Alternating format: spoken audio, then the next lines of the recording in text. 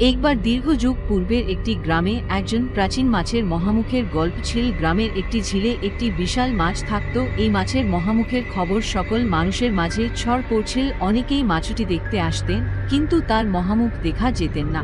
একদিন একজন প্রথমবারের মতো ঝিলে আসা এক যুবক দেখা করতে পারেন মাছটির মহামুখ। সে অত্যন্ত চমৎকার এবং অদ্ভুত মহামুখ দেখে হলে অবাক হয়ে ওঠেন। মাছটির মহামুখের আলোর সৃষ্টিকর্তা বলেন, হে যুবক, তুমি এখানে কেন এলে? তোমার ইচ্ছেমতো কিছু আছে? যুবকটি বলে, হে মাছ, আমি আপনার মহামুখ দেখতে এখানে এসেছি। আমি এটা শুনেছি এবং আমার চোখ যে তোমার মহামুখ দেখতে চাই। মাছটি হাসতে বলে, তুমি এখানে এসেছো যাতে তোমার প্রকৃতি অদ্ভুত দেখার মতো একটা পরিপ্রেক্ষিত দৃশ্য দেখতে পারো। আমার মহামুখ একটি প্রকৃতির অদ্ভুত কার্যকারিতা, যা মানুষের জীবনের সমস্ত বিভিন্ন অবস্থার মধ্যে উদ্ভাবিত হয়।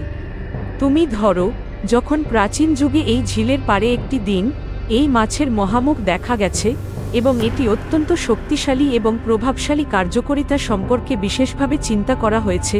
যুবকটি অত্যন্ত আনন্দিত হয়ে বলে, ধন্যবাদ মাছের মহামুখ, আমি আপনার সাথে আমার অভিজ্ঞতা ভাগ করার জন্য খুশি।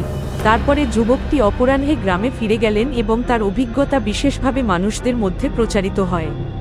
সবাই শুনতে এবং অভিজ্ঞতা পাবার জন্য উদ্বুদ্ধ হয়।